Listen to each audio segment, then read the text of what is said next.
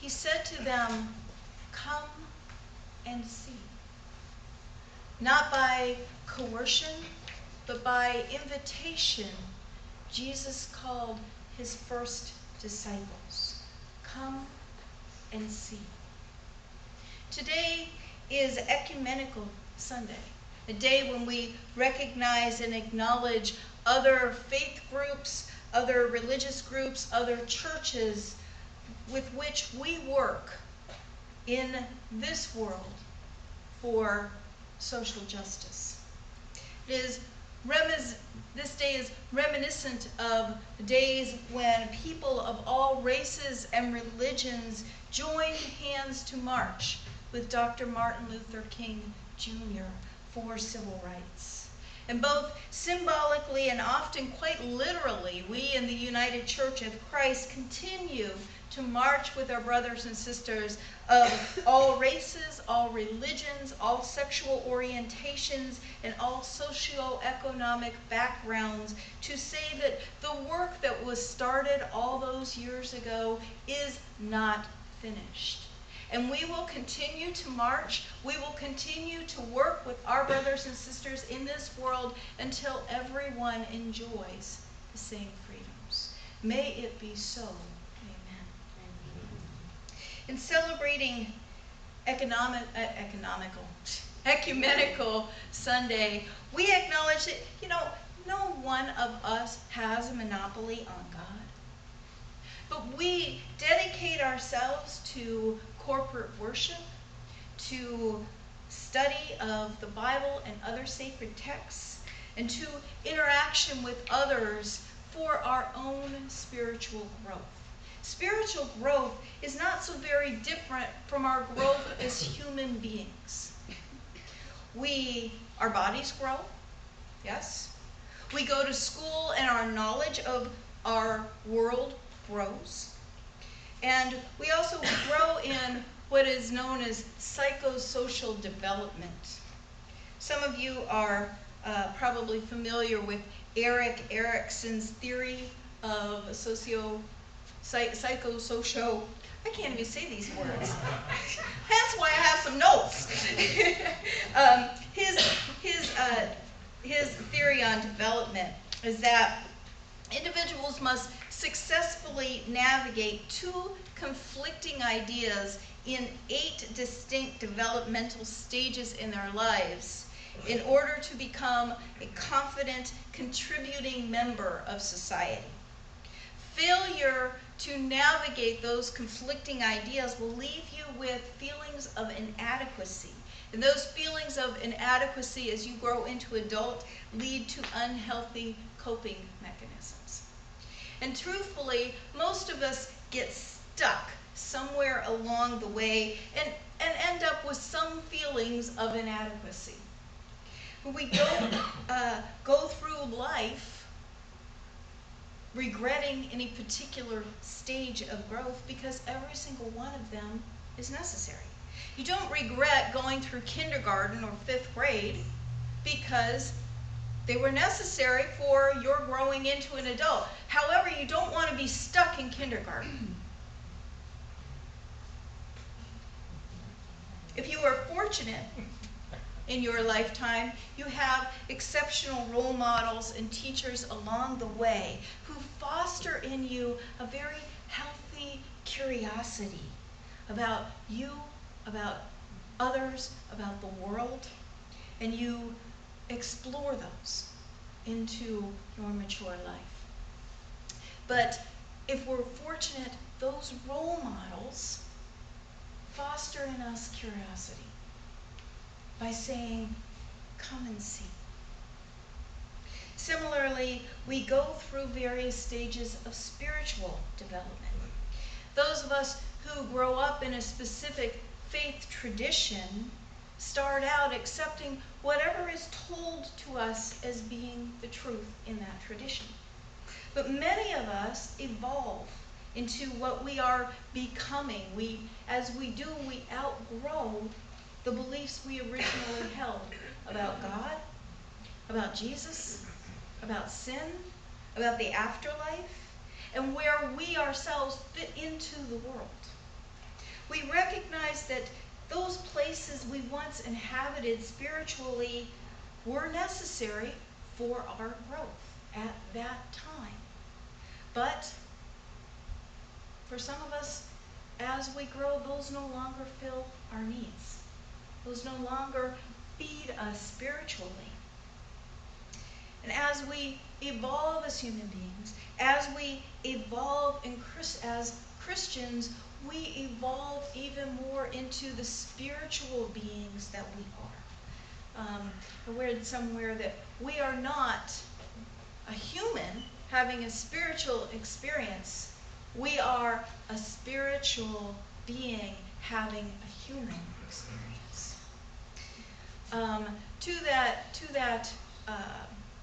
Speaking to that, Paul R. Smith wrote a book. What's the name of it? Did I really not write it down?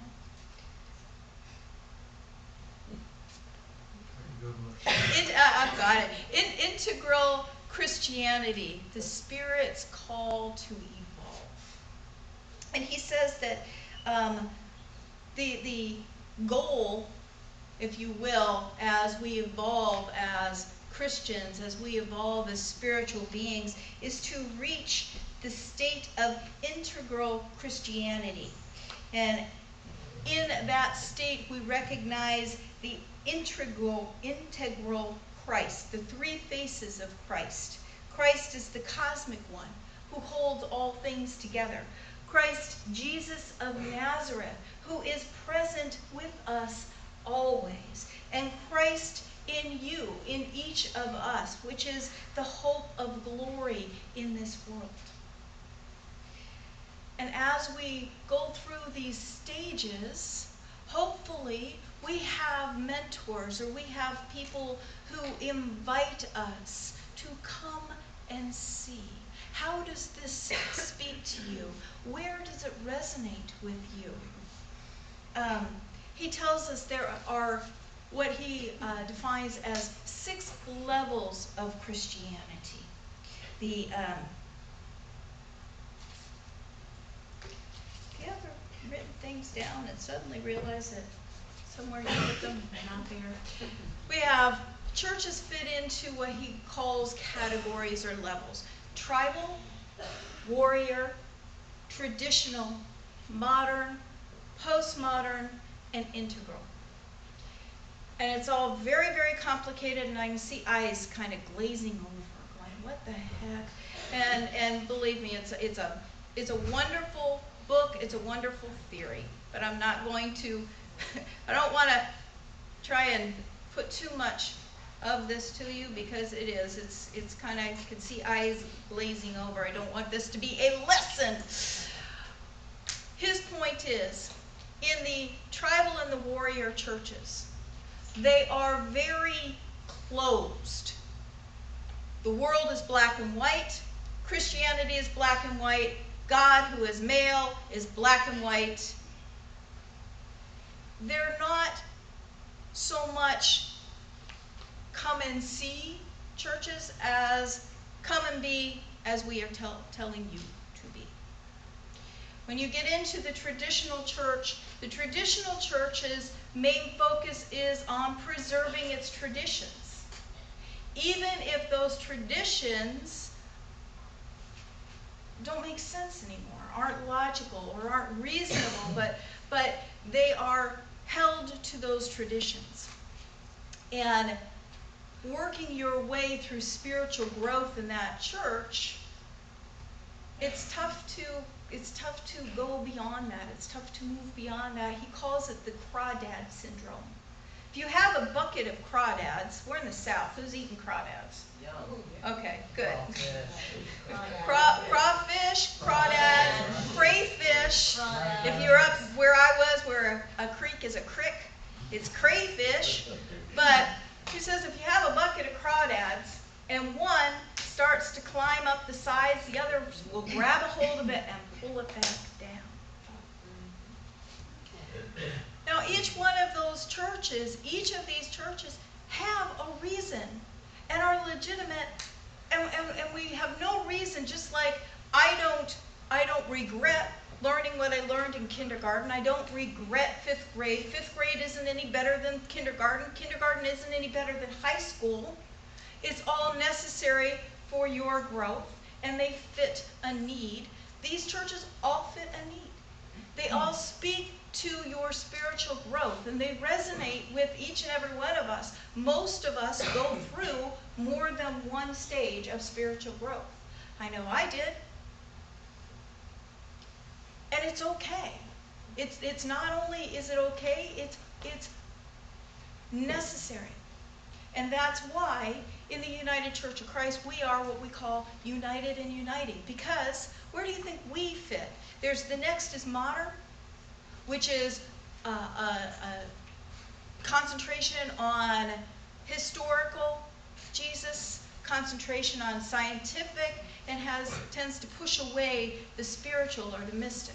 Then you have the postmodern after that, where they embrace both the scientific and the spiritual. But still wrestle then in that point, who's Jesus? Where's Jesus? How does Jesus fit in? Because at that stage, in the traditional and the warrior churches, Jesus is much more divine than human. As you get into these other stages, sometimes Jesus is more human, with a recognizing of human with divine, to a point where some say Jesus was human and discovered his divinity. The integral church begins to recognize all of that, welcoming and honoring all of that. Where do you think the United Church of Christ tends to fall?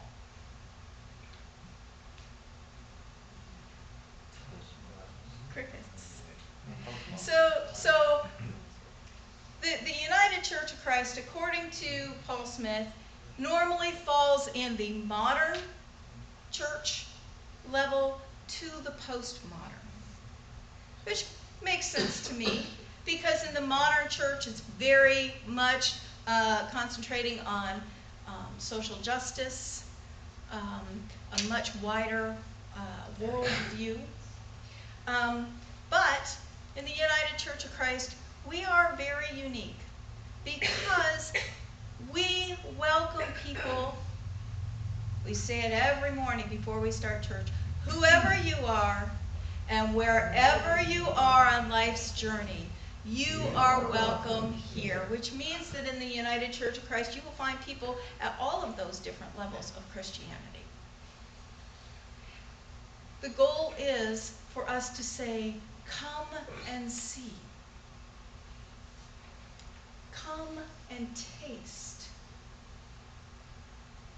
We don't stay stuck in one level. And the beauty of having people of all levels is dialogue, is being able to talk about what we believe, why we believe it, what traditions do we hold and why do we hold them, and do we continue in certain traditions that, do they speak to us, do they not speak to us? That's what spiritual growth is all about. That's what we here at Faith Family are all about. Is anyone here the same today as they were when they were 5 years old? Not just physically. Is anyone here the same today as you were 5 years ago? That's what spiritual growth is about, and that's what growing together as Faith Family, as a safe place where we can express our thoughts, where we can say to each other and to guests, come and see. Jesus said to his disciples, come and see. He didn't coerce anyone. He didn't say, you must. He said, come and see. And when they did, they found a light. They found a glory. They found a message of hope that they wanted to follow Jesus and they wanted to bring into that world. It's a real disappointment, isn't it? If we say to someone, come and see, and they maybe visit for a Sunday or two, and they say, you know, it's not for me. It is. It's a disappointment, isn't it? Because we have, each of us, reached a place in our spiritual growth where this church is resonating with us.